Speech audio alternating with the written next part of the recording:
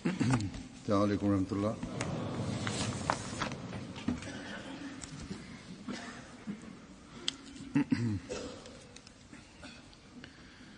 أشهد أن لا إله إلا الله وحده لا شريك له وأشهد أن محمدا عبده ورسوله أما بعد فأعوذ بالله من الشيطان الرجيم بسم الله الرحمن الرحيم الحمد لله رب العالمين الرحمن الرحيم مالك يوم الدين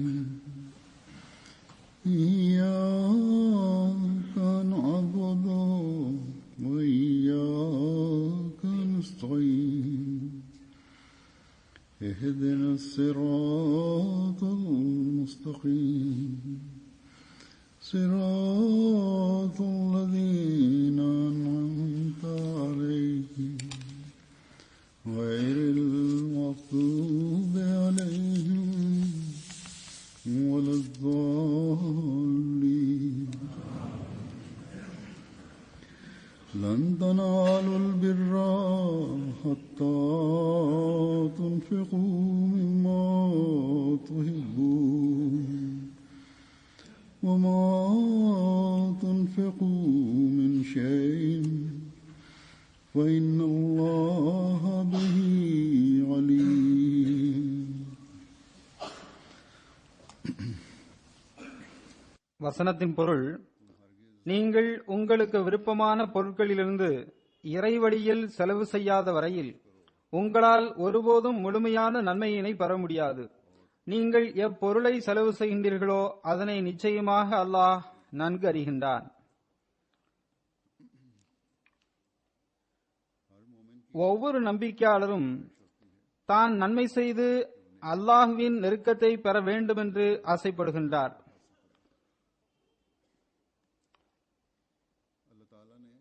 அல்லாஹ் நம்பிக்கையாளர்களுக்கு இவ்வசனத்தில் இவ்விஷயத்தின் பக்கம் கவனம் ஊட்டியிருக்கின்றான்.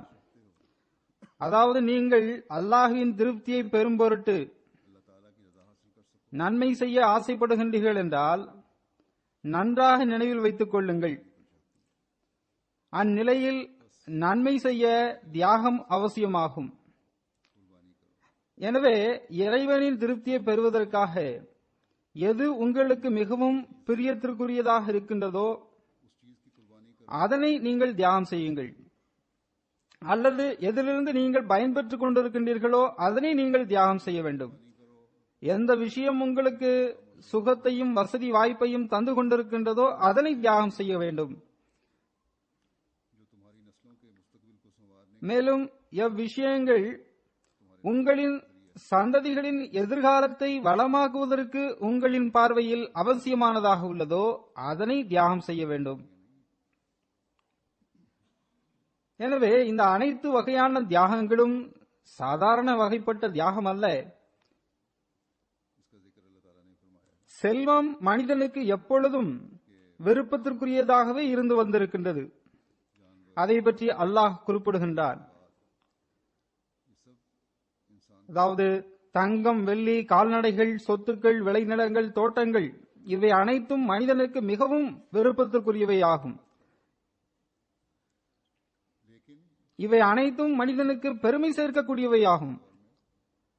மனிதன் அதன் மீது பெருமையும் கொள்கின்றான்.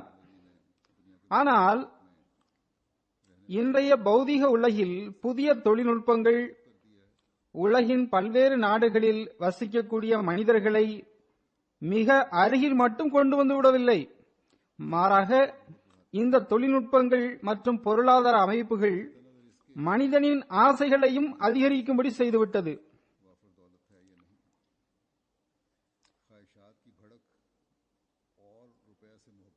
ஒருவரிடத்தில் பெரும் செல்வம் இருக்கின்றதோ இல்லையோ, ஆனால் ஆசைகளில் பேரார்வம் மற்றும் பணத்தின் மீதான மோகம், மேலும் அதனை அடைவதற்கான முயற்சி, இவை அனைத்தும் உச்சத்தை தொட்டிருக்கின்றது.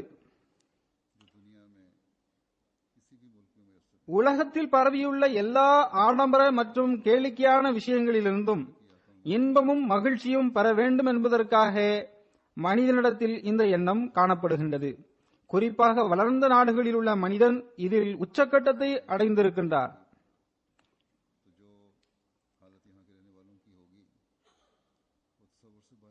துரதிருஷ்டவசமாக இந்த நாடுகளின் நிலைமைகள் மோசமாகி போனால் அல்லது போருக்கான சூழல் ஏற்பட்டுவிட்டால் இங்கு வசிப்போருடைய நிலைமை என்னவாகும், எவ்வளவு மோசமாக இருக்கும் என்பது கற்பனைக்கு அப்பாற்பட்டதாகும்.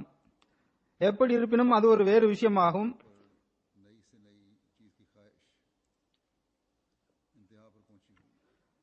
ஆனால் ஒவ்வொரு பிரிவிலும் பணத்தின் மீதான மோகம், வாழ்க்கையின் அத்தியாவசிய தேவை என்ற பெயரில் புது புது பொருட்களின் மீதான ஆசை உச்சத்தை தொட்டிருக்கின்றது.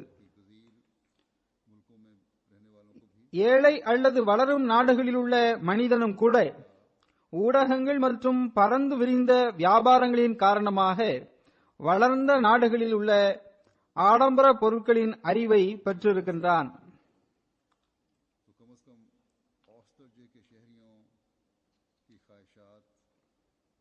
இந்த நாடுகளில் உள்ள நடுத்தர வர்க்கத்தினரின் ஆசையும் விருப்பமும் புது புது விஷயங்களை பெற வேண்டும் என்பதாகவே உள்ளது.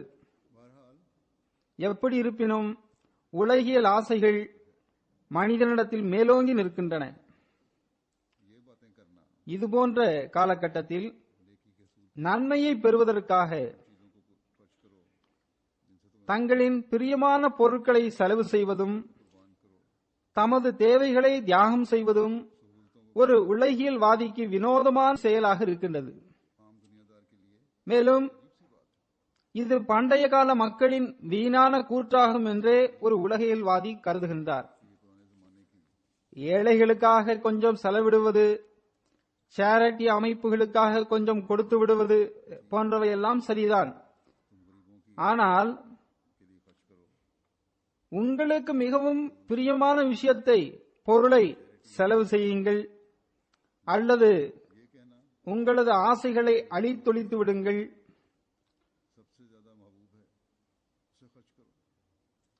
பிறரின் தேவைகளுக்காக உங்களின் தேவைகளை தியாகம் செய்யுங்கள், அல்லது மார்க்கத்திற்காக தியாகம் செய்யுங்கள் என்ற கூற்றெல்லாம் ஒரு உலகவாதிக்கு மிகவும் வினோதமானதாகவும் ஏளனத்திற்குரிய விஷயமாகவும் தெரிகின்றது. ஆனால் இந்த காலகட்டத்திலும் திருக்குரானின் இந்த போதனையின் ஞானத்தை பெற்று அதன்படி அமல் செய்கின்ற மக்கள் இன்றும் இருக்கின்றார்கள் என்பது இந்த உலகியல்வாதிகளுக்கு தெரியாது. இக்காலத்திலும் அல்பிர், அதாவது முழுமையான நன்மையை அடைவதற்காக முயற்சி செய்கின்ற மக்கள் இருக்கின்றார்கள். பிறருக்காக தியாகம் செய்யக்கூடிய நன்மையின் உச்சத்தை அடைய முயற்சி செய்கின்ற மக்கள் இருக்கின்றார்கள்.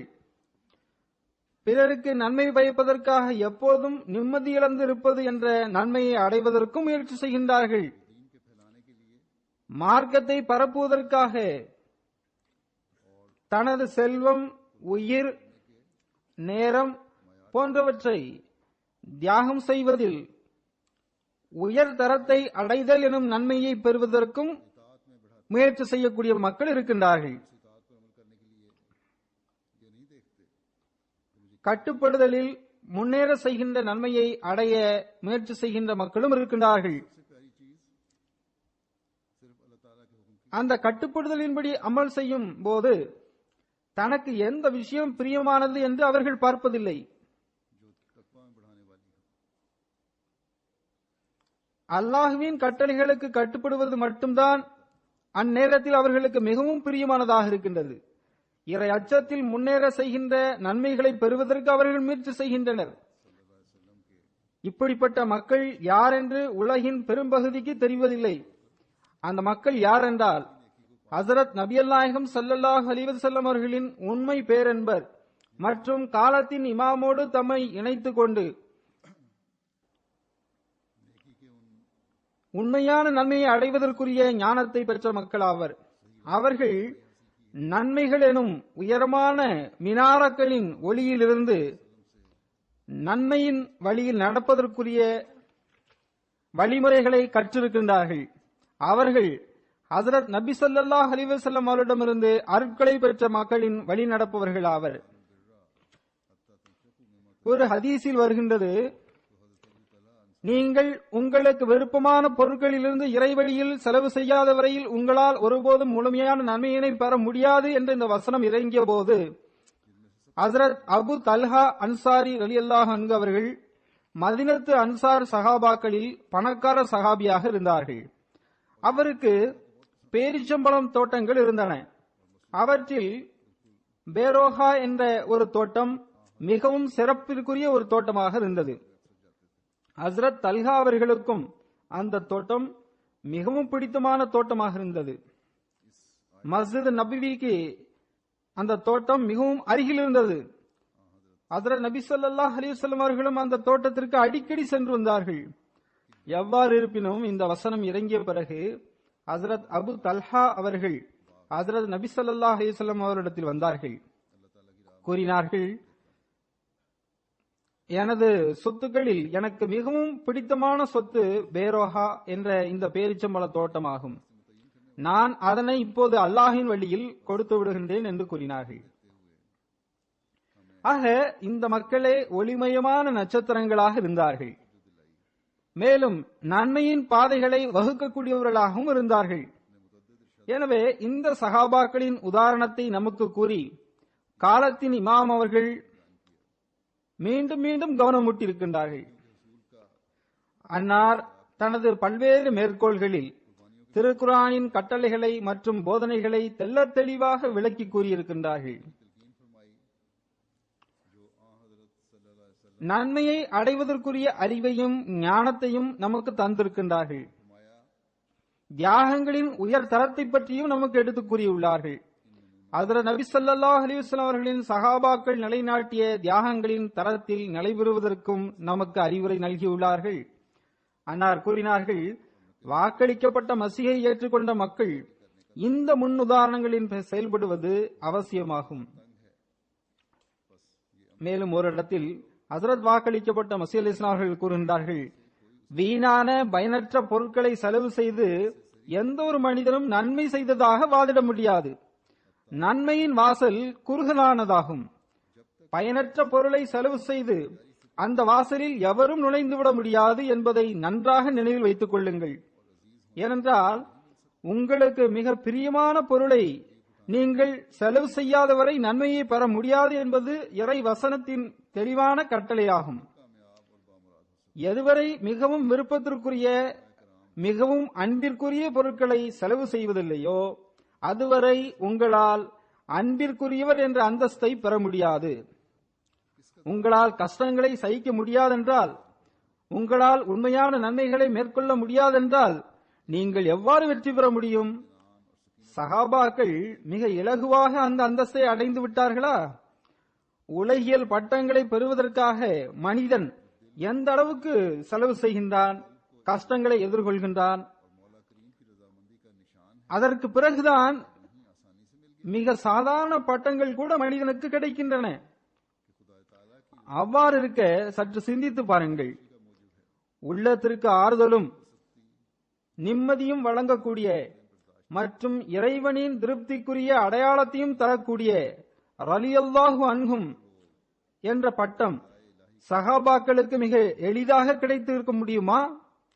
உள்ளத்தின் உண்மையான மகிழ்ச்சிக்கு காரணமான இறை திருப்தி என்பது தற்காலிக கஷ்டங்களை சகித்துக் கொள்ளாதவரை கிடைக்கவே முடியாது. எவர்கள் இறை திருப்தியை பெரும்பொருட்டு துன்பங்களை பொருட்படுத்துவதில்லையோ அவர்களே அருளுக்குரியவர்கள் ஆவர். ஏனென்றால் நிரந்தரமான மகிழ்ச்சி மற்றும் நிரந்தரமான நிம்மதி என்பது தற்காலிக கஷ்டங்களுக்கு பிறகுதான் நம்பிக்கையாளர்களுக்கு கிடைக்கின்றது.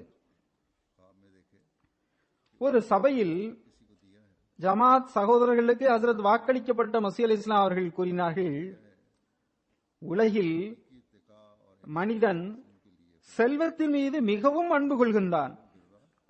எனவேதான் கனவு விளக்கங்களில் இவ்வாறு கூறப்படுகின்றது. அதாவது, ஒரு மனிதன் கனவில் இதயத்தை ஒருவருக்கு கொடுப்பதாக கண்டால்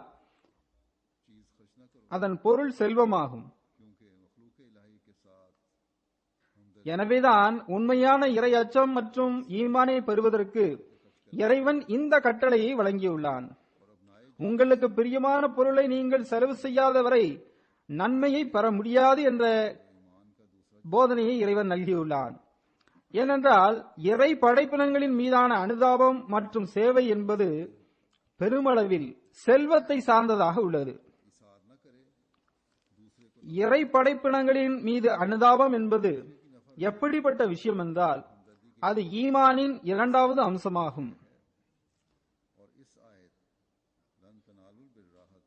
அதுவின்றி ஈமான் முழுமையாகவும் உறுதியாகவும் ஆக முடியாது.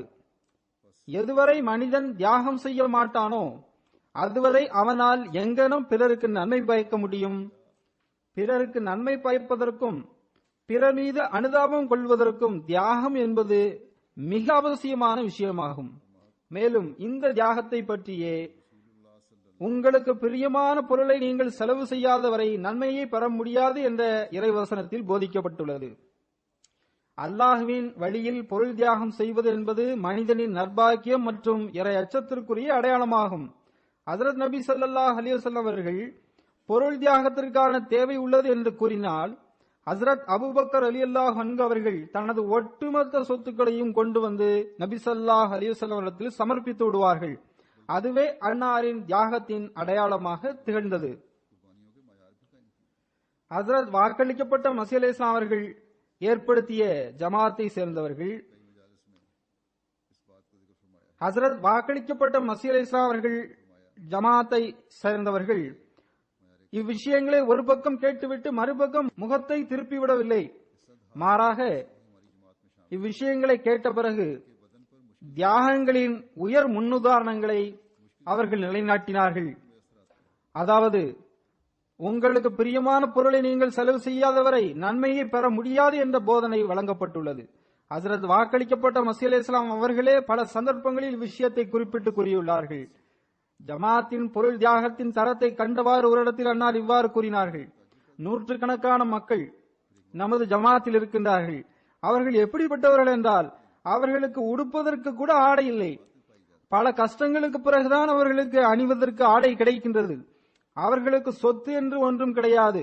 ஆனால் அவர்களின் எல்லையற்ற விசுவாசம் மற்றும் அவர்களின் அன்பு மற்றும் நேசத்தை கண்டு இயல்பில் ஒரு ஆச்சரியமும் வியப்பும் ஏற்படுகின்றது.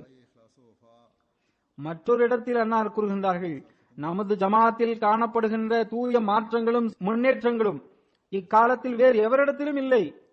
ஆக ஹஜ்ரத் வாக்களிக்கப்பட்ட மசீஹ் அலைஹிஸ்ஸலாம் அவரிடமிருந்து நேரடியாக பயன்பெற்ற மக்கள் இந்த அந்தஸ்தை அடைந்துள்ளார்கள். மேலும் அன்னாரின் திருப்தி என்ற சான்றிதழையும் பெற்றிருக்கின்றார்கள். ஆனால் இந்த தூய்மையும் விசுவாசமும் அவர்களின் காலத்தோடு முடிந்துவிட்டதா? நிச்சயமாக இல்லை. நான் கூறியது போன்று இன்றும் ஹஜ்ரத் வாக்களிக்கப்பட்ட மசீஹ் அலைஹிஸ்ஸலாம் அவர்களின் ஜமாத்தில் அப்படிப்பட்ட ஆண்களும் பெண்களும் குழந்தைகளும் இருக்கின்றார்கள். அவர்கள் தூய்மையிலும் விசுவாசத்திலும் முன்னேறி கொண்டிருக்கின்றார்கள்.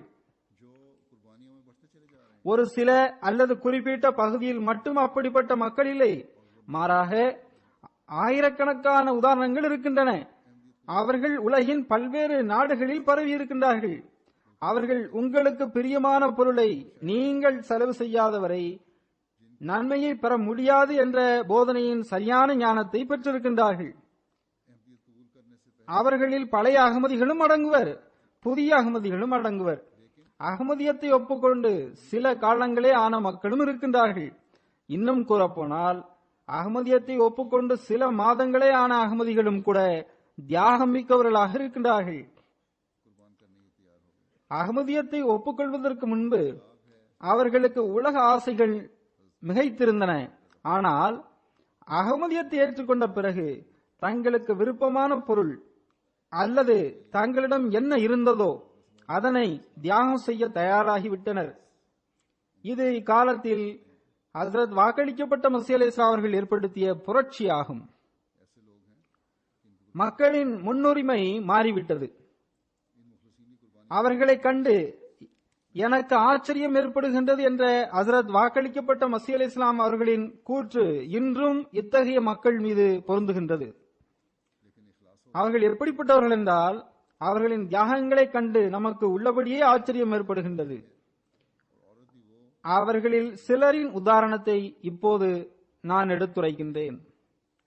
ஹஜ்ரத் வாக்களிக்கப்பட்ட மஸீஹ் அலைஹிஸ்ஸலாம் அவர்கள் கூறியது போன்று அவர்களிடத்தில் உடுத்துவதற்கு கூட ஆடை இல்லை.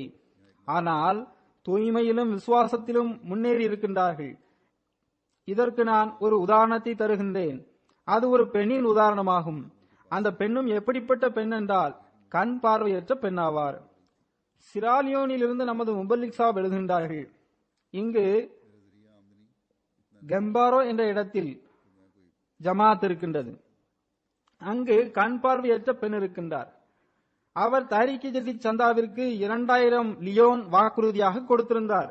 நாங்கள் அந்த சந்தாவை வசூல் செய்வதற்கு அவரிடம் சென்றிருந்தோம். அப்போது அந்த பெண்மணி கூறினார், சந்தா கொடுப்பது பற்றி நான் கவலை அடைந்திருந்தேன். கண் பார்வை இல்லாததனால் சந்தா கொடுக்கும் அளவிற்கு எனக்கு எந்த வருமானமும் இல்லை. 2000 லியோன் சந்தா கொடுப்பது எனக்கு மிகவும் கஷ்டமான காரியமாகும்.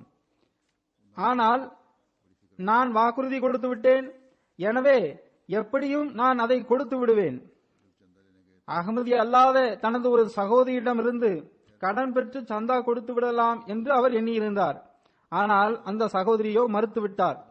நீயோ பார்வையற்றவளாக இருக்கின்றாய், கடனை உன்னால் எப்படி திருப்பி கொடுக்க முடியும் என்று கூறி கடன் கொடுக்க மறுத்துவிட்டார். அதனால் அந்த கண் பார்வையற்ற பெண் மிகவும் கவலையுற்றார். சந்தா வசூல் செய்ய சென்ற பொறுப்பாளரிடம் நீங்கள் சிறிது கழித்து வாருங்கள் என்று கூறினார். பின்னர் துவாவில் மும்முரமாக ஈடுபட்டார். இதற்கிடையில் ஒரு அந்நியர் அந்த கிராமத்திற்கு வந்தார். அந்த மனிதர் அந்த பெண்ணின் வீட்டை கடந்து சென்றார். அப்போது அந்த பெண் தனது வீட்டின் முற்றத்தில் அமர்ந்திருந்தார். அந்த நபரை அழைத்து அந்த பெண் கூறினார், என்னிடத்தில் தலையில் கட்டக்கூடிய 2000 லியோன் மதிப்பிலான துணி ஒன்று உள்ளது, அதை நீங்கள் வாங்கிக் கொள்ளுங்கள் என்று கூறினார். அதன் மதிப்பு 10,000 15,000 லியோனாக இருந்தது. எனவே அந்த மனிதர் இவ்வளவு மிக குறைந்த விலைக்கு ஏன் விற்கின்றீர்கள் என்று கேட்டார். அதற்கு அந்த பெண்மணி, எனக்கு தஹ்ரீக் ஜதீத் சந்தா கொடுக்க வேண்டும், ஆனால் என்னிடத்தில் அதற்கு பணம் இல்லை என்று கூறினார். அந்த மனிதரோ அந்த ஆடையை வாங்கிக் கொண்டார். அதற்கு பகரமாக 2000 லியோனையும் கொடுத்து விட்டார். அவர் நல்ல மனிதராக இருந்ததால் பின்னர் அந்த துணியையும் திருப்பி கொடுத்துவிட்டு என் சார்பாக இதை வைத்துக் கொள்ளுங்கள் என்றும் கூறிவிட்டார். ஆப்பிரிக்காவின் தொலைதூர பகுதியில் வசிக்கும் படிப்பறிவற்ற கண் பார்வையற்ற ஒரு பெண்ணின் மன தூய்மைக்கான உதாரணமாகும் இது. நிச்சயமாக இந்த மன தூய்மை அல்லாஹுவால் உருவாக்கப்பட்ட ஒன்றாகும். இதற்கு பிறகு இன்னும் சில சம்பவங்களை நான் எடுத்துரைக்கின்றேன். இந்தியாவில் உள்ள ராஜஸ்தான் முபல்லிக் இன்சார்ஜ் சாஹிப் எழுதுகின்றார்கள், இங்கு போலாபாலி என்ற ஒரு ஜமாத் இருக்கின்றது. நான் சுற்றுப்பயணத்திற்காக அங்கு சென்றேன். அங்கு 65 வயது கொண்ட நபர் ஒருவர் இருக்கின்றார். அவர் பெரும்பாலும் நோயுற்றிருப்பார். அவருக்கு எந்த வருமானமும் கிடையாது. வருடத்தில் 100 நாள் அரசு வேலை திட்டத்தின் கீழ் அவர் வேலை செய்வார். அவரது மனைவி குடும்ப செலவுகளுக்காக வேலைக்கு சென்று வந்தார். வீட்டின் நிலை மிகவும் மோசமானதாக இருந்தது. அவர்களுக்கு பொருள் தியாகத்தை பற்றி கூறப்பட்டது. உங்களால் இயன்றதை கொடுக்கும்படி கூறினோம். அவர் 1050 ரூபாய் சந்தாவாக கொடுத்து விட்டார். நான் மிகவும் ஆச்சரியப்பட்டு அவரிடம் கூறினேன், உங்கள் குடும்பத்தின் சூழல் மிக ஏழ்மையாக உள்ளது, ஆனால் அவ்வாறு இருந்தும் கூட இவ்வளவு பெரிய தொகையை நீங்கள் கொடுக்கின்றீர்கள். இதிலிருந்து கொஞ்சம் எடுத்துக்கொள்ள விரும்பினால் எடுத்துக்கொள்ளுங்கள் என்று கூறினேன். அதற்கு அவர் அழத் தொடங்கினார். நான் அல்லாஹ்விற்காக இதனை கொடுத்தேன். இது அல்லாஹ்விற்கே உரிய பணமாகும். இதைவிட பெரிய தொகை கொடுப்பதற்கு எனக்கு விருப்பம் உள்ளது. அதற்கு அல்லாஹ் எனக்கு நல்ல உடல்நலம் கொடுக்க வேண்டும். எனவே எனக்காக துவா செய்யுங்கள் என்று கூறினார். அடுத்து தூய்மையிலும் விசுவாசத்திலும் முன்னேறிய மற்றொரு நல்லடியாரின் சம்பவத்தை கேளுங்கள். நிச்சயமாக இது செல்வந்தர்களை பின்தங்க செய்துவிடும் சம்பவமாகும். பெனின் நாட்டு அமீர் சாப் எழுதுகின்றார், ஒரு ஜமாத்தின் தலைவருக்கு தயாரிக்க ஜதீத் சந்தா கொடுப்பவர்களின் பட்டியல் அனுப்பப்பட்டது. அதில் ஒரு பழைய அகமதியின் பெயர் சந்தா கொடுப்பவர்களின் பட்டியலில் இருந்தது. அவருக்கு கவனமூட்டப்பட்டது. அந்த நபர் மிஷன் ஹவுஸிற்கு வந்தார். அவர் கூறினார், நீங்கள் ஒரு வாரம் உணவு சாப்பிடாத மனிதரை கண்டுள்ளீர்களா? எனது ஏழ்மையின் நிலை இந்த அளவிற்கு இருக்கின்றது. ஆனால் நான் தரிக்கு ஜதீத் சந்தா கொடுக்க விரும்புகின்றேன். அதற்கு என்னிடத்தில் பணம் இல்லை. எனவே நான் இறைவனிடத்தில் அதற்காக இரவு முழுவதும் அழுது கொண்டிருந்தேன். அல்லாஹ் என்னை தற்போது சோதித்துக் கொண்டிருக்கின்றான். மிக குறைவான பணத்தை கொடுத்து இப்போது இந்த நேரத்தில் என்னிடம் இதுதான் உள்ளது என்று அவர் கூறினார். அந்த பணத்தை கூட நான் ஒருவரிடமிருந்து கடனாகத்தான் பெற்று வந்துள்ளேன். அதற்கு சந்தா வசூல் செய்யும் நபர் கூறினார், உங்களின் நிலை மிக ஏழ்மையாக உள்ளது. எனவே இப்போது இந்த தொகையை நீங்கள் சந்தாவாக கொடுக்க வேண்டாம். நான் உங்களின் உதவிக்காக கொஞ்சம் பணம் தருகின்றேன் என்று கூறினார். 10,000 பிராங்க் ஷிஃபாவை அந்த நபர் கொடுத்தார். அதை அவர் திருப்பி கொடுத்து, சந்தாம் எனக்கு பாக்கி இருக்கின்றது, இந்த பணத்தை வைத்து எனது சந்தாம் பாக்கியை முழுமை செய்து விடுங்கள் என்று கூறிவிட்டார். உடுத்துவதற்கு ஆடை இல்லை, ஆனால் விசுவாசத்திலும் தூய்மையிலும் முன்னேறி இருக்கின்றார்கள் என்று ஹஜ்ரத் வாக்களிக்கப்பட்ட மஸீஹ் இஸ்லாம் அவர்கள் கூறியதற்குரிய உதாரணம் இப்படிப்பட்ட நபர்கள் ஆவார்கள். காதியானின் நாயிப் வக்கீலுல் மால் தஹ்ரீக் ஜதீத் அவர்கள் எழுதுகின்றார்கள், கொடியத்தூர் ஜமாத்தில் தஹ்ரீக் ஜதீத் சந்தாவின் முக்கியத்துவம் பற்றி ஜும்மாவில் எடுத்துரைக்கப்பட்டது. ஹஜ்ரத் முஸ்லிமோத் ரலியல்லாஹு அன்ஹு அவர்களின் குரலுக்கு செவிமடுத்த சில நல்லடியார்களை பற்றியும் அதில் கூறப்பட்டது. ஜும்மாவிற்கு பிறகு லெஜ்னா இமாயில்லாவின் தலைவி தனது வீட்டிற்கு சென்றார். வீட்டிற்கு சென்று தனது ஒரு பெரிய தங்க மாலையை எடுத்து வந்து, இதை தஹ்ரீக் ஜதீத் சந்தாவாக வைத்துக் கொள்ளுங்கள் என்று கூறிவிட்டார். அல்லாஹின் அருளினால் ஜமாத்தில் பெண்களிடம் மார்க்க தேவைகளுக்காக தமது நகைகளை தியாகம் செய்யக்கூடிய எண்ணற்ற உதாரணங்கள் இருக்கின்றன. எல்லா இடங்களிலும் அதுபோன்ற சம்பவங்கள் காண கிடைக்கின்றன. மார்க்கத்திற்காக தனது விருப்பமான நகைகளை தியாகம் செய்யக்கூடிய இந்த பண்பு உலகின் பல்வேறு பகுதிகளிலும் நமது ஜமாத் பெண்களிடம் காணப்படுகின்றது. இது அகமதி பெண்களுக்கே உரிய சிறப்பம்சமாகும். ஜெர்மனியில் உள்ள நேஷனல் செக்ரட்டரி தஹ்ரீக் ஜதீத் அவர்கள் எழுதுகின்றார்கள், இங்கு ஒரு ஜமாத்தில் தஹ்ரீக் ஜதீத் தொடர்பாக கருத்தரங்கு நடைபெற்றது. கருத்தரங்கு முடிவுற்றவுடன் ஒரு நபர் தனது மனைவியின் நகையை எடுத்துக்கொண்டு தஹ்ரீக் ஜதீத் அலுவலகத்திற்கு வந்தார். அவர் கூறினார், கருத்தரங்கு முடிந்த பிறகு நாங்கள் வீட்டிற்கு சென்று கொண்டிருந்தோம். என்னுடைய வாக்குறுதிகளை நான் தெரிவித்து விட்டேன். நீயும் வாக்குறுதி ஏதும் கொடுத்திருக்கின்றாயா என்று நான் எனது மனைவியிடம் கேட்டேன். அதற்கு அவர், திருக்குரானின் போதனையான உங்களுக்கு பிரியமான பொருளை நீங்கள் செலவு செய்யாதவரை நன்மையை பெற முடியாது என்பதற்கேற்ப நான் அமல் செய்ய விரும்புகின்றேன். எனவே திருமணத்தின் போது அணிவிக்கப்பட்ட நகையை தஹ்ரீக் ஜதீத் சந்தாவாக கொடுத்துவிட விரும்புகின்றேன் என்று என்னிடம் கூறினார். லாகூர் அமீர் சாஹிப் அவர்கள் எழுதுகின்றார், ஒரு பெண்மணி தஹ்ரீக் ஜதீத் சந்தாவில் ஏற்கனவே உயர்தரமான வாக்குறுதி கொடுத்திருந்தார். அவர் ஒரு செல்வம் படைத்த பெண்மணி ஆவார். டார்கெட்டை முழுமைப்படுத்துவதற்காக இன்னும் சந்தா கொடுக்கும்படி அவரிடத்தில் கேட்டுக் கொள்ளப்பட்ட போது உடனடியாக எழுந்து தனது அறைக்கு சென்றார். சென்று தனது நகைகளின் ஒரு டப்பா ஒன்றை எடுத்து வந்தார். இவை அனைத்தும் இறை வழியில்தான் நான் கொடுக்க போகின்றேன் என கூறி அதிலிருந்து கனமான ஒரு தங்க நகையை எடுத்து தஹ்ரீக் ஜதீத் சந்தாவிற்காக கொடுத்து விட்டார். இப்போது பாருங்கள், ஒரு பெண்மணியோ இந்தியாவின் தென்பகுதியில் இருக்கின்றார், வேறுபட்ட கோத்திரம், வேறுபட்ட மொழி. மற்றொரு பெண்ணோ பாகிஸ்தானில் உள்ள பஞ்சாபை சார்ந்தவர். மூன்றாவது பெண்மணியோ ஜெர்மனியில் இருக்கின்றார். ஆனால் பொருள் தியாகத்திற்கான ஆன்மா மற்றும் எண்ணம் என்பது ஒன்றாகவே இருக்கின்றது. இப்படிப்பட்ட பொருள் தியாகத்திற்கான உயர்தரத்தை தான் ஹஸ்ரத் வாக்களிக்கப்பட்ட மஸீஹ் அலைஹிஸ்ஸலாம் அவர்கள் நமது ஜமாத்தில் உருவாக்கி இருக்கின்றார்கள். இது அல்லாஹ் அஹ்மதிகள் மீது செய்திருக்கின்ற அருளாகும். ஆப்பிரிக்காவை சார்ந்த ஒரு நல்லடியாரின் சம்பவத்தை கூறியவாறு அங்குள்ள முபர்லிக் சாப் அவர்கள் எழுதுகின்றார்கள். எனது பணி நியமனம் மாலி ரீஜனில் ஷீங்கோவில் செய்யப்பட்டது. ஒரு நாள் ஜும்மா தொழுகைக்கு பிறகு மொர்லின் சாஹிப் ஒரு நபரை என்னிடம் அழைத்து வந்தார். அவர் அங்குள்ள பெரிய குடும்பத்தை சார்ந்தவர் ஆவார். அவர் ஜமாத்தில் பையத் செய்திருந்தார். நான் சந்தா கொடுக்க வந்துள்ளேன் என்று என்னிடம் கூறினார். மேலும் நான் இன்று ரேடியோவில் சந்தா தொடர்பாக ஹஜ்ரத் கலிஃபத்துல் மஸீஹ் அவர்களின் குத்பாவை கேட்டேன் என்றும் கூறினார். நான் அவர்களுக்கு இறைவழியில் செலவு செய்வது தொடர்பான உங்களுக்கு பிரியமான பொருளை நீங்கள் செலவு செய்யாதவரை நன்மையை பெற முடியாது என்ற வசனத்தை ஓதி காட்டினேன். அதற்கு அவர் கூறினார், நான் இதே வசனத்தை தான் ரேடியோவிலும் கேட்டேன். 5000 ஷிஃபா சந்தாவாக கொடுக்க வேண்டும் என்று நான் நினைத்தேன். ஆனால் ஷைத்தான் உள்ளத்தில் சஞ்சலத்தை ஏற்படுத்தி விட்டான்.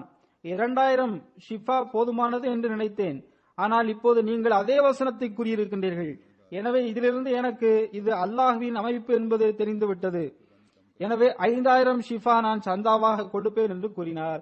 அவ்வாறு 5000 ஷிஃபா சந்தாவாக கொடுத்து விட்டார். அல்லாஹ்வின் அருளால் புதிய அகமதிகள் சந்தாவில் மிக அதிகமாக முன்னேறி வருகின்றார்கள்.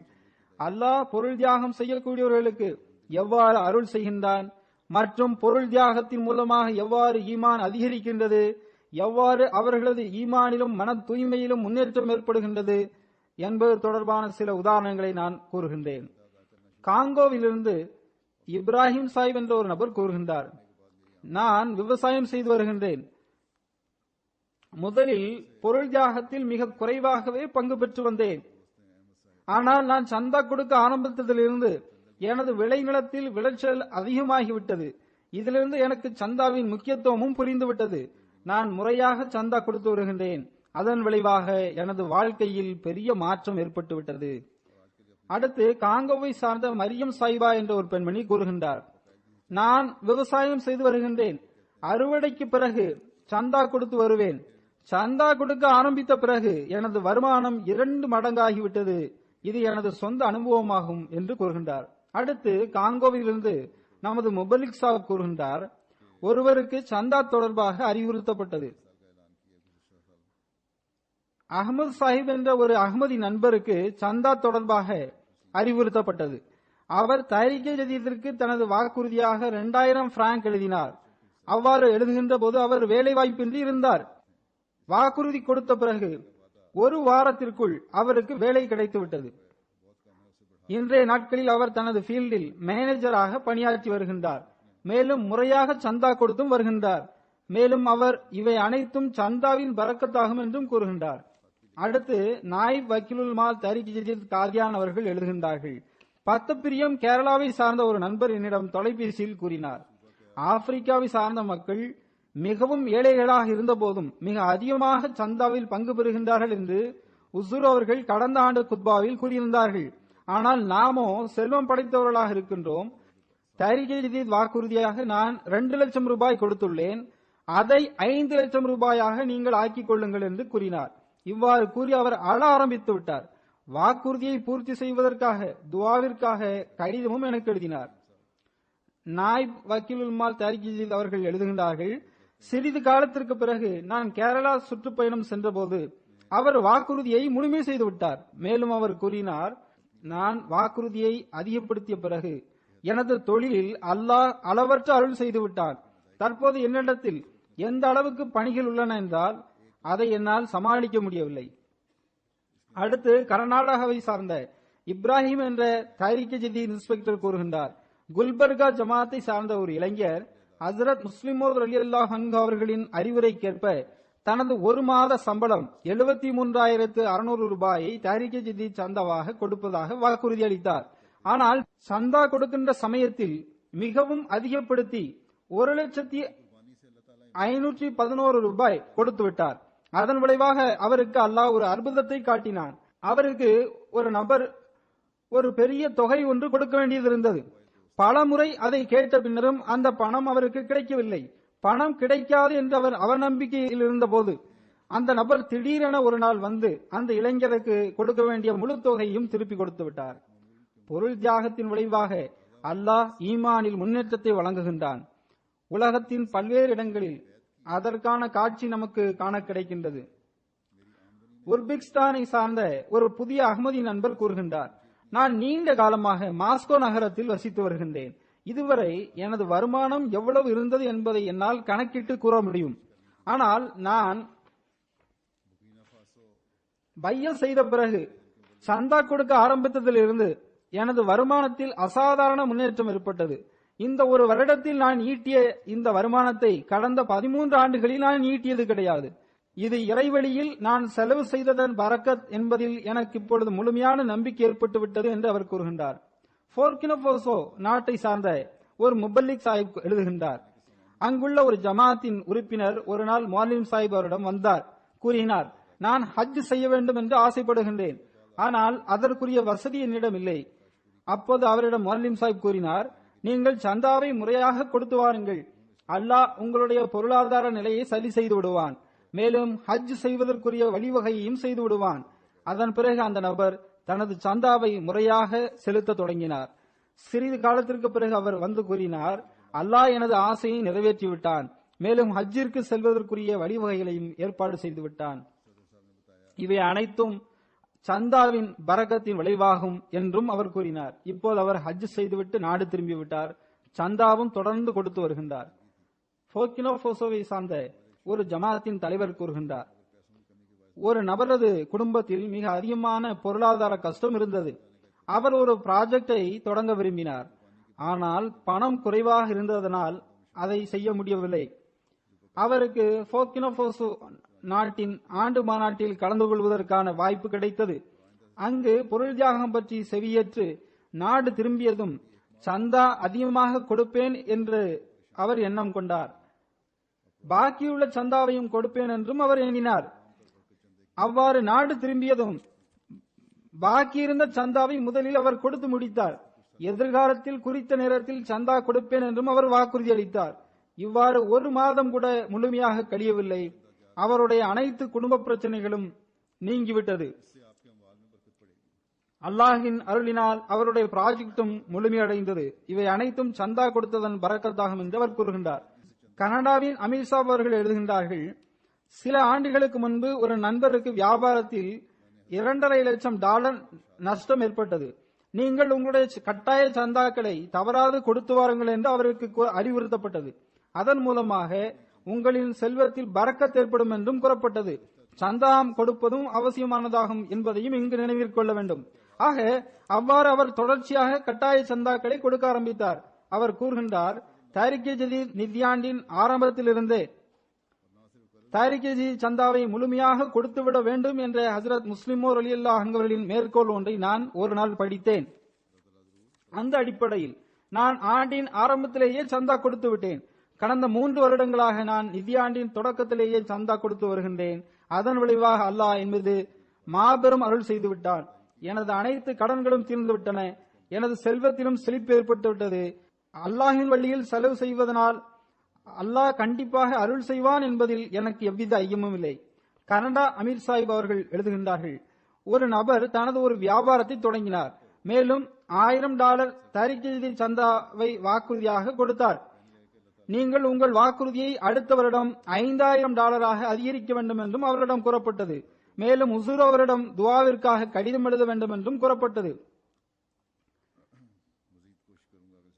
ஆண்டின் கடைசியில் சந்தா வசூல் செய்வதற்காக அவரிடம் செக்ரட்டரிமால் சென்ற போது அவர் கூறினார், என்னுடைய வியாபாரத்தில் அல்லாஹ் அதிகமான பரக்கத்துகளை செய்துவிட்டான். நான் அடுத்த வருடம் $5000 கொடுப்பதற்கு பகரமாக இந்த வருடமே $5000 தாரிக்-இ சந்தா கொடுத்து விடுவேன் என்று கூறினார். இதைவிட அதிகமாக கொடுப்பதற்கும் முயற்சி செய்வேன் என்றும் அவர் கூறினார்.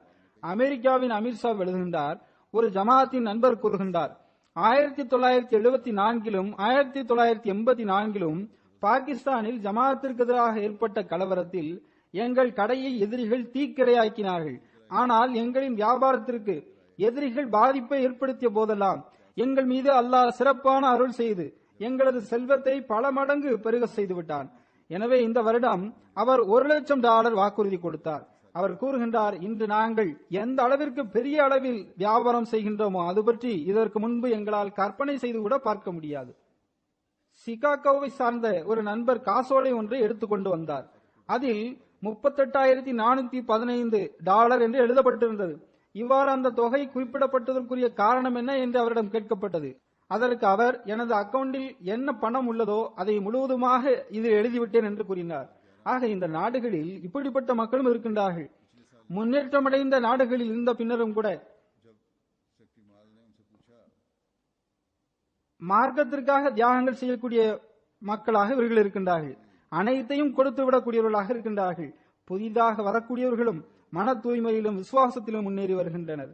அரபு நாட்டை சார்ந்த ஒரு நண்பர் 2011 நவம்பர் மாதம் பையத் செய்தார். ஆனால் கடந்த ஆண்டு அவருடைய மனைவி பையத் செய்திருக்கின்றார். அஹ்மதியா ஜமாத் மட்டும்தான் இறை வழியில் எல்லோரையும் விட மிக அதிகமாக மிக சரியாக செலவு செய்கின்றது. எனவே இவர்கள் மூலமாகத்தான் இறை வழியில் செலவு செய்ய வேண்டும் என்று கணவன் மனைவி இருவரும் பேசிக் கொண்டனர். அல்லாஹின் அருளால் அவரது மனைவி இப்போது பையத் செய்து ஜமாத்தில் இணைந்து விட்டார். இந்த ஆண்டு கணவன் மனைவி 2 பேரும் சுமார் 14,000 பவுண்ட் தைரிக ஜதியை சந்தாவாக கொடுத்திருக்கின்றார்கள். உள்ளூர் ஜமாத்தில் ஒரு குடும்பம் சார்பாக அதிக அளவில் கொடுக்கப்பட்ட தொகை இதுவே ஆகும். லண்டன் ரீஜனின் அமீர் சாஹிப் அவர்கள் கூறுகின்றார்கள், வார்செஸ்டர் பார்க்கின் ஜமாத்தில் டார்கெட்டை முழுமை செய்வதற்கு அறிவுரை செய்யப்பட்டது. அங்கு ஒரு குடும்பம் விடுமுறையில் சுற்றுலா செல்வதற்கு பணத்தை சேமித்து வந்தது. சந்தா கொடுக்கும்படி கூறப்பட்ட போது அந்த பணத்தை தைரிக ஜதி சந்தாவிற்காக கொடுத்து விட்டார்கள். விடுமுறையில் வெளியே சென்று நாட்களை கழிப்பதற்கு பகரமாக வீட்டிலேயே விடுமுறையை கழித்துக் கொள்வோம் என்று கூறிவிட்டார்கள். ஆண்கள், பெண்கள் மற்றும் குழந்தைகளின் பொருள் தியாகத்தின் சம்பவங்கள் எண்ணற்றதாகும். நான் கூறியது போன்று இக்காலத்தில் உலக இன்பங்களை பெறுவதற்கு தான் மக்கள் முன்னுரிமை கொடுக்கின்றார்கள். ஆனால் அகமதி அல்லாஹுவின் திருப்திக்காக பொருள் தியாகம் செய்கின்றார். உகண்டா ரீஜனை சார்ந்த ஒரு முபல்லிக் சாஹிப் எழுதுகின்றார், நாங்கள் ஒரு ஜமாத்தின் சகோதரருக்கு தைரிக ஜதி வாக்குறுதியை முழுமை செய்யும்படி அறிவுரை கூறினோம். பாவம், அவரிடத்தில் எதுவும் இல்லை. அவருடைய வாக்குறுதிக்குரிய தொகையில் அவருடைய வீட்டில் ஒரு கோழி மட்டுமே இருந்தது. அதை அவர் கொடுத்து விட்டார். அவர் கூறினார், இப்போது என்னிடத்தில் எந்த பணமும் இல்லை. குழந்தைகளின் ஸ்கூல் ஃபீஸும் கூட கட்ட வேண்டும். நான் அதனை பின்னர் கட்டி விடுவேன். முதலில் நீங்கள் என்னுடைய சந்தாவை பெற்றுக் கொள்ளுங்கள் என்று கூறிவிட்டார். அமெரிக்காவின் நேஷனல் செக்ரட்டரி கூறுகின்றார், 11 வயதுடைய ஒரு சிறுவன் ஒரு வீடியோ கேம் வாங்குவதற்காக பணம் சேமித்து வந்தார். பொதுவாக இந்த வயது பிள்ளைகள் வீடியோ கேமில் மிகவும் ஆர்வமுடையவர்களாக இருப்பார்கள். அவர்களுக்கு வீடியோ கேமை தவிர்த்து வேறு எதுவும் தெரிவதில்லை. ஆனால் அந்த அன்பிற்குரிய பிள்ளைகளுக்கு தைரிக ஜதி சந்தாவை பற்றி கூறப்பட்ட போது வீடியோ கேம் வாங்குவதற்காக அந்த சிறுவன் தான் சேர்த்து வைத்திருந்த $100 பணத்தை சந்தாவாக கொடுத்து விட்டார். இவ்வாறு அந்த சிறுவன் உலகத்தை விட மார்க்கத்திற்கு முன்னுரிமை வழங்குவேன் என்ற தனது வாக்குறுதியை முழுமை செய்து காட்டினான். இதற்கு பிறகு பல பிள்ளைகள் பாக்கெட் மணிக்காக வைத்திருந்த பணத்தை சந்தாவாக கொடுத்து விட்டார்கள். அமெரிக்கா போன்ற நாட்டில் இருந்து கொண்டு இது போன்ற பிள்ளைகளின் சிந்தனை நிச்சயமாக பாராட்டிற்குரியதாகும். அவர்களின் பெற்றோர்கள் பிள்ளைகளின் இது போன்ற செயல்களுக்காக இறைவனுக்கு நன்றி செலுத்த வேண்டும். மேலும் இறைவனுக்கு நன்றி கூறுவதற்குரிய வழிமுறை என்னவென்றால் அவர்கள் தமது இறை வணக்கம் மற்றும் பொருள் தியாகத்தின் தரத்தை உயர்த்த வேண்டும். யுகண்டாவினுடைய டாங்கா ரீஜனின் ஒரு முபலிக் சாஹிப் எழுதுகின்றார்கள், எங்களது பகுதியை சார்ந்த ஒரு சிறுவன் தொழுகையை கற்றுக்கொண்டார். பின்னர் இப்போது தமது பகுதி மக்களுக்கு அவர் தொழ வைத்து வருகின்றார். அமீர் சாஹிப் அவர்கள் அவனை ஊக்குவிக்கும் வகையில் பரிசு ஒன்றை கொடுத்தார்கள். அவர் அந்த பைசாவை என்னிடத்தில் தைரிக ஜதி சந்தாவாக கொடுத்து விட்டார். சிறிது காலத்திற்கு பிறகு அந்த சிறுவன் ஒரு ஜனாசாவில் கலந்து கொள்வதற்காக சென்றார். அங்கு தொழுகைக்கான நேரம் வந்தபோது மிக அழகிய குரலில் பாங்கு கொடுத்தார். அதை கேட்ட ஒரு நபர் மகிழ்ச்சியுற்று அவருக்கு ஒரு அன்பளிப்பு வழங்கினார். அந்த சிறுவன் அதனையும் தைரிக ஜதி சந்தாவாக என்னிடம் கொடுத்து விட்டார். அந்த சிறுவனை பார்த்து அந்த ஜமாத்தில் உள்ள மற்ற சிறுவர்களுக்கும் சந்தா கொடுப்பதற்கான ஆர்வம் ஏற்பட்டது. சில சிறுவர்கள் கூறினர், நாங்கள் கல்லுடைத்து சந்தா கொடுத்து வருவோம் என்று கூறினர்.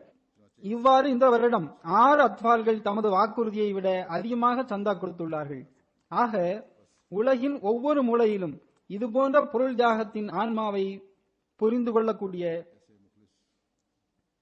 விசுவாசமிக்க நல்லடியார்களை அல்லாஹ் ஹசரத் வாக்களிக்கப்பட்ட மசீஹ் அலைஹிஸ்ஸலாம் அவர்களுக்கு வழங்கி வருகின்றான். இந்த புத்துணர்வு எப்போதும் அதிகரித்துக் கொண்டே இருக்கும்படி அல்லாஹ் செய்வானாக. மேலும் அனைவரும் இறையச்சத்திலும் முன்னேறி கொண்டு செல்பவர்களாக இருக்கட்டுமாக. நான் தற்போது தாரிக் ஜதீதின் புதிய நிதியாண்டின் அறிவிப்பை செய்தவாறு கடந்த ஆண்டின் அறிக்கையையும் சுருக்கமாக எடுத்து வைக்கின்றேன்.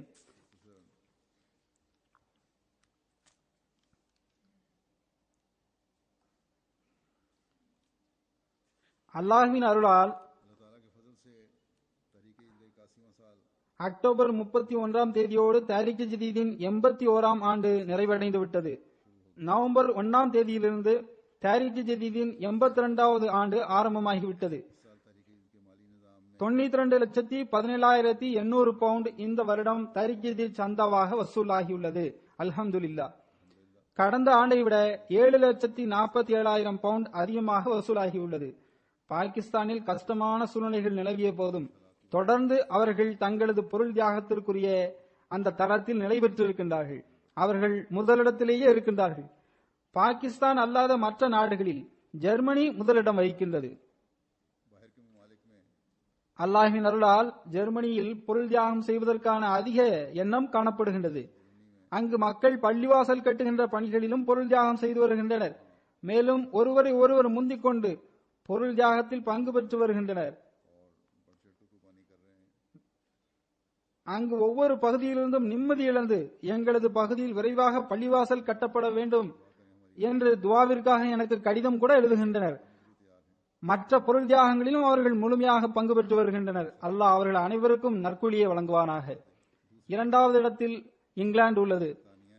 3வது இடத்தில் அமெரிக்கா, 4வது இடத்தில் கனடா, 5வது இடத்தில் ஆஸ்திரேலியா, 6வது இடத்தில் இந்தியா, 7வது இடத்தில் மத்திய கிழக்கு பகுதியை சார்ந்த ஒரு நாடு,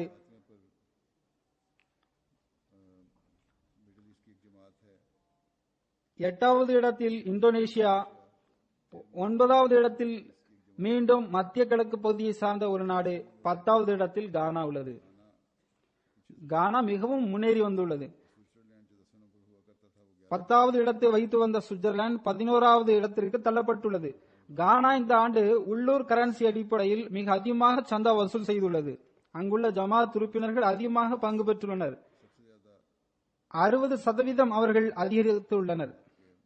ஆஸ்திரேலியாவிலும் அதிக அளவில் சந்தா வசூல் செய்திருக்கின்றனர்.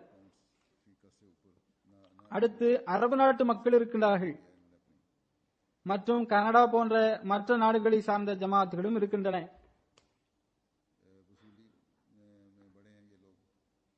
தனிநபர் விகிதாச்சார அடிப்படையில் முதல் 2 இடங்களை 2 அரபு நாடுகள் பெற்றிருக்கின்றன. இதற்கு முன்னர் சுவிட்சர்லாந்து முதலிடம் வகித்தது. இப்போது அரபு நாடுகளில் பொருள் தியாகத்திற்கான ஆர்வம் அதிகரித்து வருகின்றது. தனிநபர் விகிதாச்சார சந்தாவின் அடிப்படையில் அமெரிக்கா 4வது இடத்திலும், 5வது இடத்தில் ஆஸ்திரேலியாவும், 6வது இடத்தை யூகேயும், 7வது இடத்தை ஜெர்மனியும் பெற்றிருக்கின்றன. நார்வேயும் நல்ல முன்னேற்றம் அடைந்து வருகின்றது. அவர்கள் 9வது இடத்தில் இருக்கின்றார்கள். அடுத்து சிறிய ஜமாத்துகளில் சிங்கப்பூர், பின்லாந்து, ஜப்பான், மிடில் ஈஸ்டை சார்ந்த 4 ஜமாத்துகள் குறிப்பிடத்தக்கவையாகும். ஆப்பிரிக்க நாடுகளில் பெரிய அளவில் வசூல் செய்த முக்கிய நாடுகள் Ghana, Nigeria, Mauritius, Burkina Faso, Tanzania, Gambia, Benin போன்ற நாடுகளாகும். ஒட்டுமொத்த எண்ணிக்கை அதிகரிக்க வேண்டும் என்று நான் எப்போதும் கவனமூட்டி வருகின்றேன். அதற்காக ஜமாத்திற்கு டார்கெட்டும் கொடுக்கப்பட்டிருந்தது. 13 ஜமாத்துகளுக்கு அதற்கான டார்கெட் கொடுக்கப்பட்டிருந்தன. இந்த வருடம் அல்லாஹின் அருளால் தாரிக் ஜதீதில் இணைந்தவர்களின் எண்ணிக்கை 13,11,000 ஆகிவிட்டது. 1,00,000 பேர் புதிதாக பங்கு பெற்றுள்ளனர். ஆஸ்திரேலியா இந்த பணியில் அதிக முயற்சி செய்திருக்கின்றது. சுமார் 94% பேரை அவர்கள் சந்தாவில் இணைத்து விட்டனர். அதே போன்று கனடாவும் அதிக முயற்சி செய்திருக்கின்றது. இந்தியாவும் இதில் நிறைய பணி செய்திருக்கின்றது. ஆனால் இதுவரை அவர்களின் அறிக்கை வந்து சேரவில்லை என்று தெரிகின்றது. அவர்கள் ரிப்போர்ட்டை அனுப்பவில்லை என்றால் விரைவாக அனுப்பி வைக்கும். இது தொடர்பாக ஆப்பிரிக்க நாடுகளிலும் போர்கினோஃபாசோ, காங்கோ, கானா, கேமரூன், செனிகால், சவுத் ஆப்பிரிக்கா போன்ற நாடுகளும் நிறைய பணி செய்திருக்கின்றன.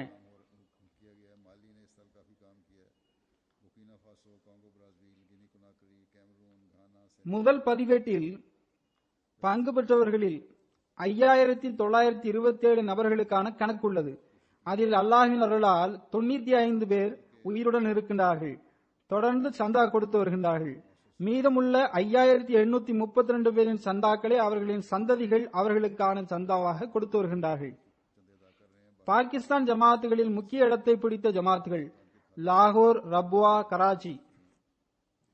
வசூலின் அடிப்படையில் முக்கிய இடத்தை பிடித்த ஜமாத்துகள் இஸ்லாமாபாத், முல்தான், குவேட்டா, பெஷாவர், ஹைதராபாத், மீர்பூர் காஸ், டேராகான், பாவல்பூர், பாவல் நகர், ஜங் போன்ற ஜமாத்துகள்.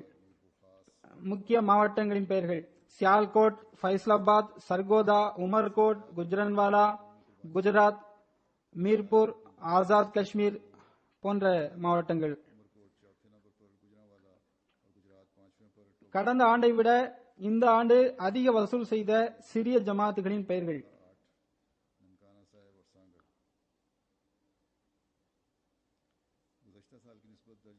சாஹிபஞ்சஸ்தி, கட்டியாலா கோர்தி, ஷேர்தார்பூர், ஷோகன்கர்பி, குன்ரி, சக்லோட் போன்ற ஜமாத்துகள். ஜெர்மனியின் குறிப்பிடத்தக்க ஜமாத்துகள் நோயஸ், ரோடன்மார்க், கோலோன், நீடா, மெஹதியாபாத், நோய்சன், தராய்ஸ், கோம்லன்ஸ்.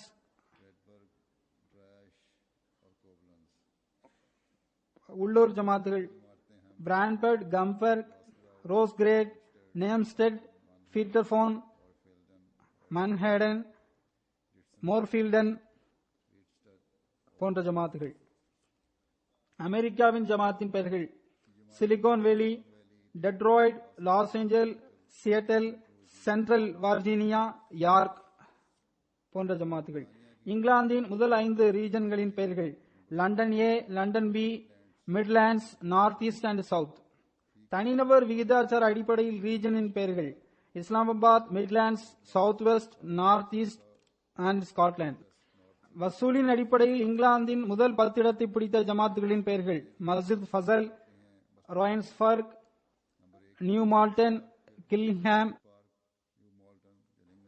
தார்டன் ஹதீத், விம்பிள்டன் பார்க் போன்ற ஜமாத்துகள். சிறிய ஜமாத்துகளின் பெயர்கள் லிங்கன் ஸ்பா, ஸ்பெயின் வாலி போன்ற ஜமாத்துகள்.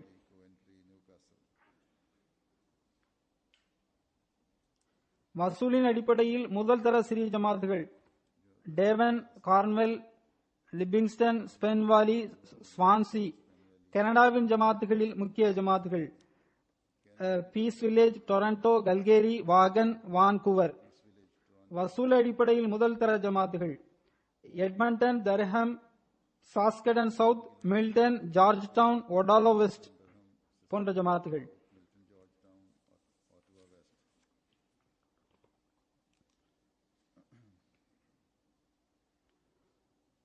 ஆஸ்திரேலியாவின் முதல் தர ஜமாத்துகளின் பெயர்கள் Castle Hill, Melbourne South, Brisbane, Logan, Canberra, Adelaide South, Camden, Blacktown, Mount Druitt போன்ற ஜமாத்துகள். இந்தியாவின் முதல் 10 ஜமாத்துகளின் பெயர்கள் இவ்வாறாகும்: கருளை, ஹைதராபாத், கோழிக்கோடு, காதியான், பத்தப்பிரியம், கண்ணூர் டவுன், பைங்காடி, கொல்கத்தா, பெங்களூர், சூலூர், தமிழ்நாடு.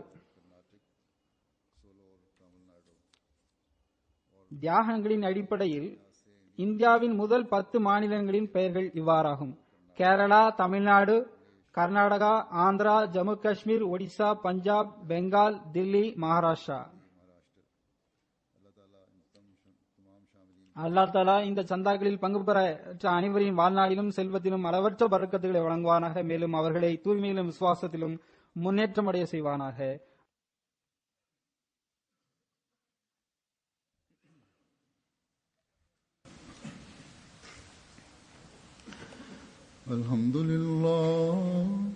அல்ஹம்துலில்லாஹ் நஹ்மதுஹு வ நஸ்தஈனுஹு வ நஸ்தக்ஃபிருஹு ونؤمن به ونتوكل ونتوكل عليه ونعوذ بالله من شرور أنفسنا